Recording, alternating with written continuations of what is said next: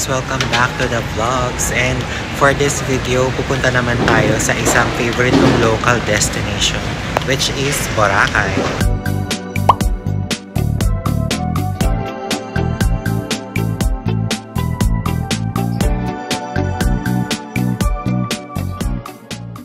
Guys, for this travel, I'll be flying with AirAsia and mag-drop lang ako ng baggage here before we proceed to the boarding gate. Ayan guys, wala na masyadong nagta-travel kasi siguro nakauwi na lahat sa province and all kasi Holy Week ngayon. Charot lang guys, medyo marami rin palang nagta-travel. Pagkalagpas ko sa security, daming tao rin. And it's Black Saturday by the way. Bumili lang ako ng crispy. Nag-crave kasi ako sa dough. And sobrang bango ng kiosk nila. So, ayun, nabudol ako.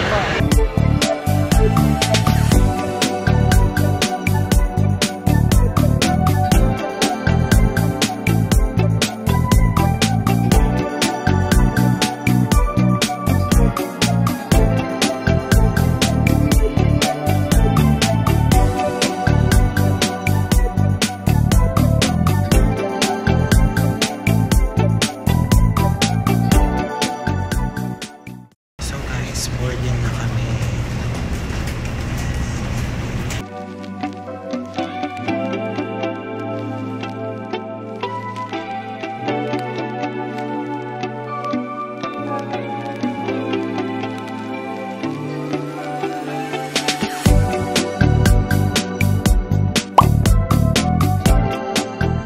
Guys, we have already arrived in Boracay and I'm just waiting for my baggage.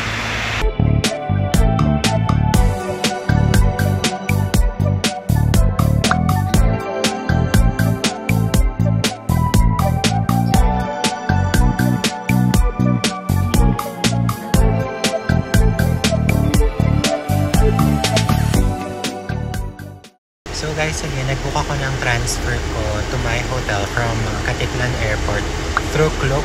And again, you can use my promo code which I will put down below. So you can get discounts when you book hotels or activities through Klook. And guys, as you can see, mag-isa lang ako ulit dito sa shuttle ng Island Star. Parang halos lahat ng nag-book ng transfer, doon sila sa Southwest. So kapag ka dito kayo nag-book, ayan, parang medyo maluwag siya and hindi nakaka-haggard. Charot!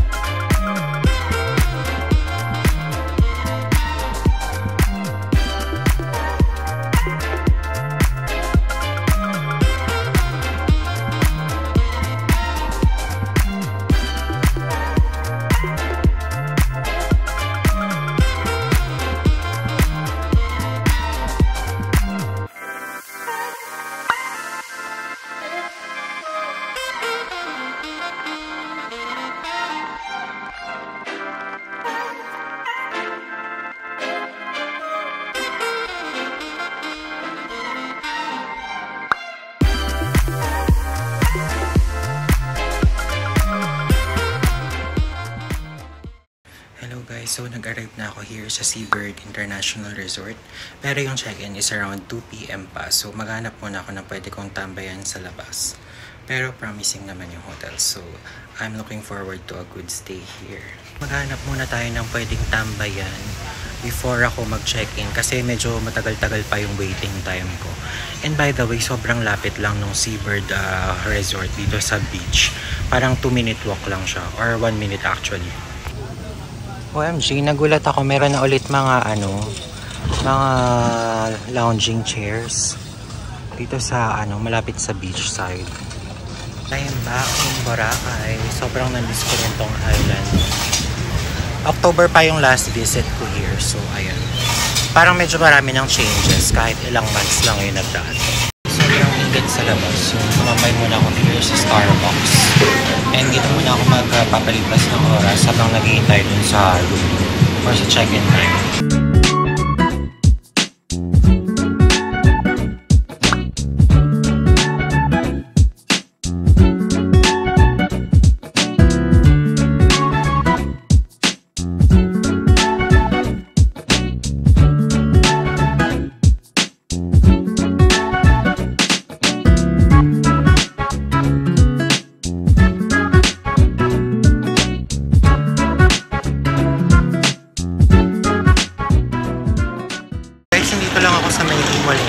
Naghanap ako ng area kung saan ako pwede mag-lunch. Sobrang init sa beach side. And dito medyo mapresko naman. So, yun. Carry, maglakad kahit walang AC. Dahil kanina pa ako nakatambay sa Starbucks. Nahihiya na ako. Napansin ko may mga mangilad-milad din na bagong establishments or kainan or stores dito sa D-Mall area compared sa last visit ko. Parang medyo marami ring nilagdag. So guys, as expected, majority ng crowd nandito sa Station 2. And ayun, ang daming tao as in. Wala pang sunset yan ah. Paano pa kaya later?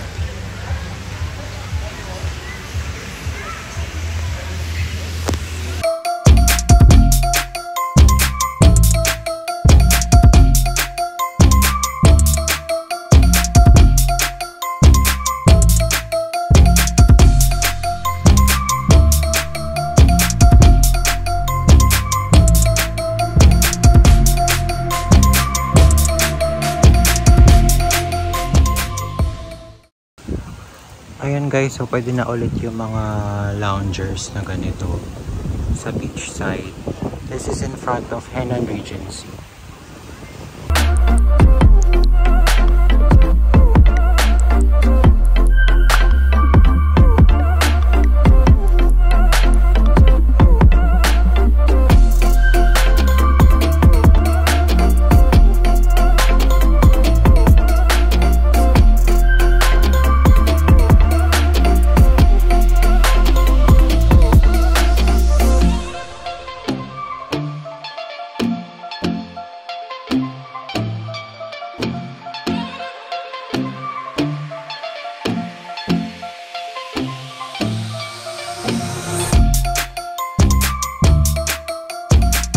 Pinalakad ko mula D-Mall hanggang doon sa may Station X in the heat of the noon. Grabe guys, sobrang init. So nag-i-drive na ako pabalik here sa D-Mall and dito ako mag-late lunch.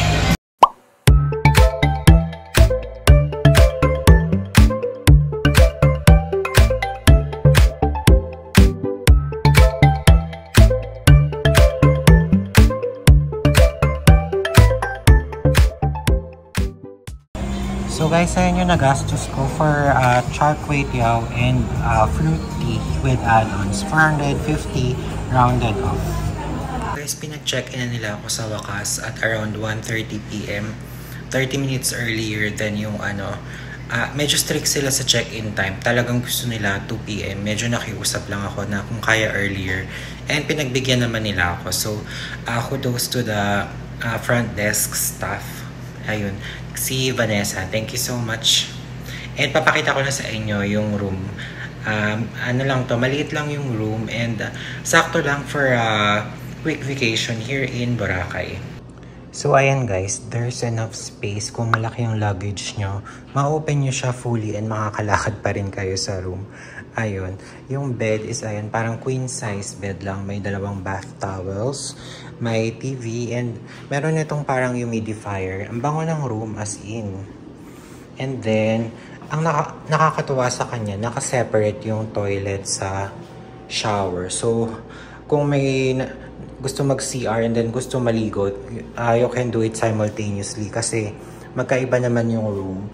I mean yung doors. May maliit na sink dito na ayan, you can wash your hands or pwede maghilamos, mag-toothbrush dyan. And ayan yung toiletries nila guys. ayun, meron ding maliit na dresser. Ayan. May space for clothes, may hangers. So ayun guys, napansin ko walang hair dryer and I had to ask sa front desk and nag-provide naman sila agad. So pag walang hair dryer sa room nyo, kung dito kayo magstay, you can just ask them and magbibigay naman sila agad. Hello again guys, nakatulog ako ng mga 2 hours, ang sarap. And then nag-ayos na ako and then lalaban tayo ngayong gabi. Charot! Lalaban talaga. So ayan, medyo nilaban ko ang makeup ko tonight dahil narampa tayo ngayong Black Saturday kaya naka-black din ako. Tenerno. So ayun, update ko kayo later kung ano yung mga makikita natin dito sa mga eksena sa Boracay ngayong Black Saturday. May naririnig na ako na nagpa-party music pero alam ko bawal pa kasi parang hindi pa naman talaga, hindi pa Easter. So parang hindi pa celebratory yung mood. Pero may naririnig na akong loud music. So let's see sa labas kung ano yung mga ganap doon. I will update you later. OMG, buti medyo umabot pa ako sa sunset sky. Kala ko totally madilim na. Papakita ko sa inyo guys.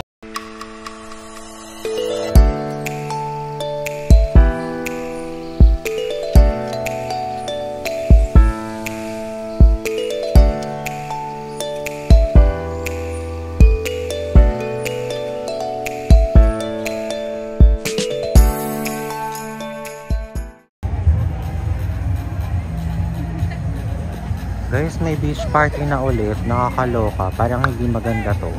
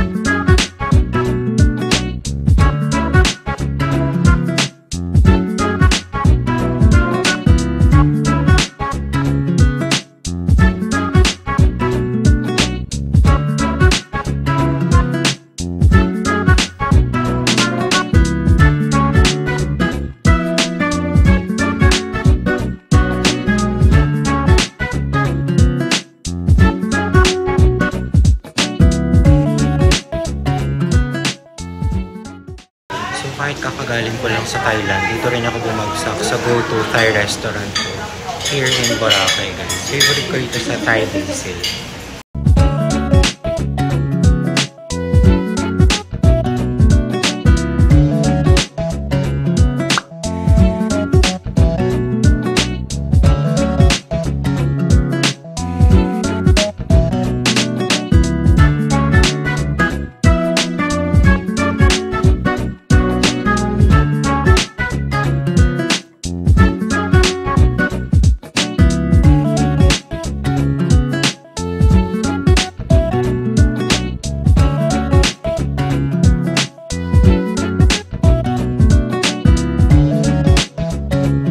Guys, nag-crave ako ng milk tea and dito ako bumagsak sa Tiger Sugar.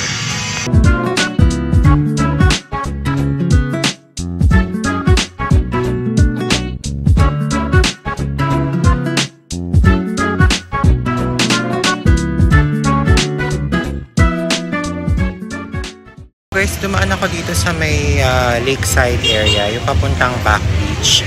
And so far, nandito pa rin lahat ng mga favorite ko na kainan nung mga time na nagsistay ako dito sa area na to. Ay ang Congas Restaurant na super authentic Thai dishes yung sinaserve nila. Talagang may kick. Kung gusto niyo ng mga spicy na Thai fare, try nyo dyan. And then itong two brown boys na masarap yung burger nila. Super winner, super nakakabusog. Ayan guys. Good morning guys. It's another day here in Boracay. And mag-breakfast lang ako, very quick. And titignan ko kung makakapag-swim ako sa beach. Sana hindi masyadong crowded kasi nahihiya akong maghubadera dun. Charot!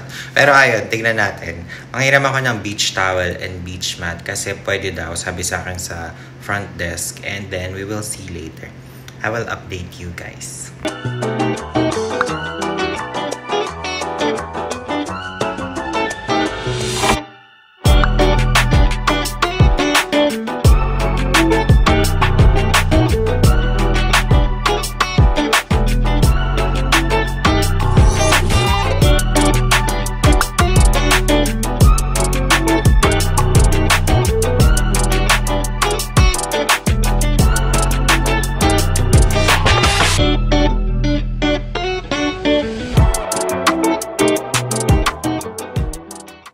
And by the way, medyo na-surprise ako sa presentation ng breakfast nila, in fairness. And masarap siya, even yung vegetable salad nila. I highly recommend na magstay kayo dito sa Seabird. So far, I'm having a good experience naman. And worth it yung binayad ko sa room rate for me ha. So ayan guys, I told you, meron silang mga beach mat. So ayan, libre lang.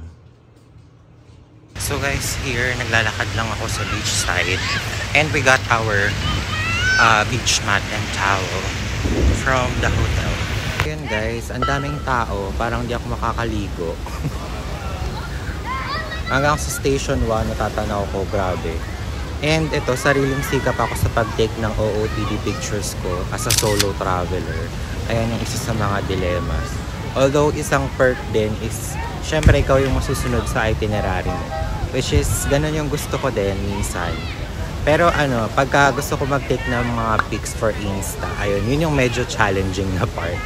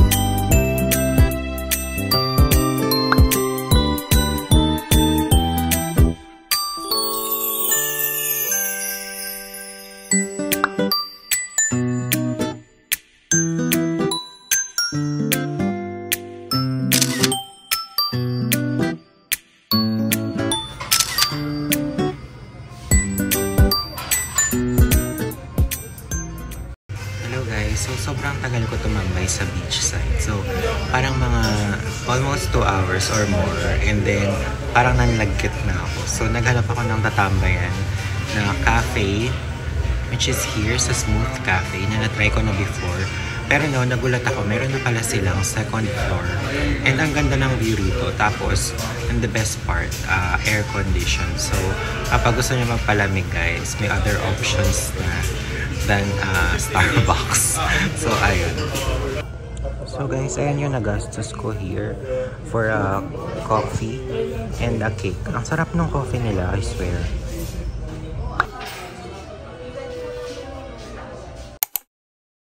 Hello guys, so nakapag-power na pa ako ng bongga and then I'm just in time for the sunset. So eto, samahan niyo ako. My God, sobrang daming tao. Tignan nyo na lang guys, wait.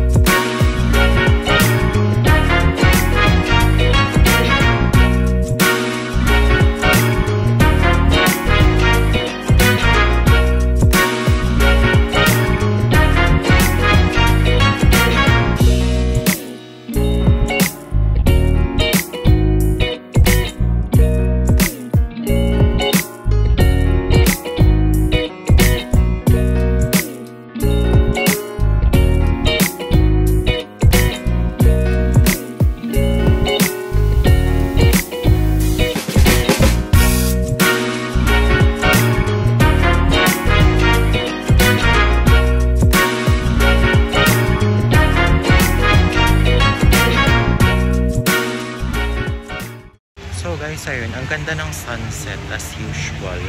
And nakapag-sariling sikap na OOTD pics ako. Thanks to my tripod. Ayun, daming tao. Tsaka nahiya naman ako mga istorbo kasi parang lahat nagpipicture-picture din. So ayun, salamat talaga sa pagka-invento ng tripod na perfect para sa mga solo travelers like me now.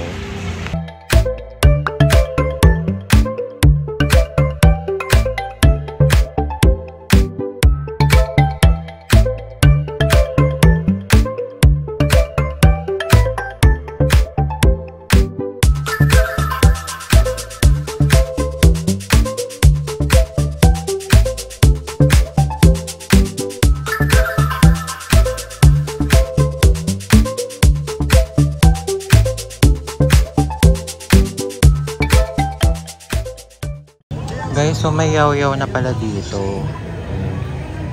Diba? Meron din palang branch yung Pan de Boracay here.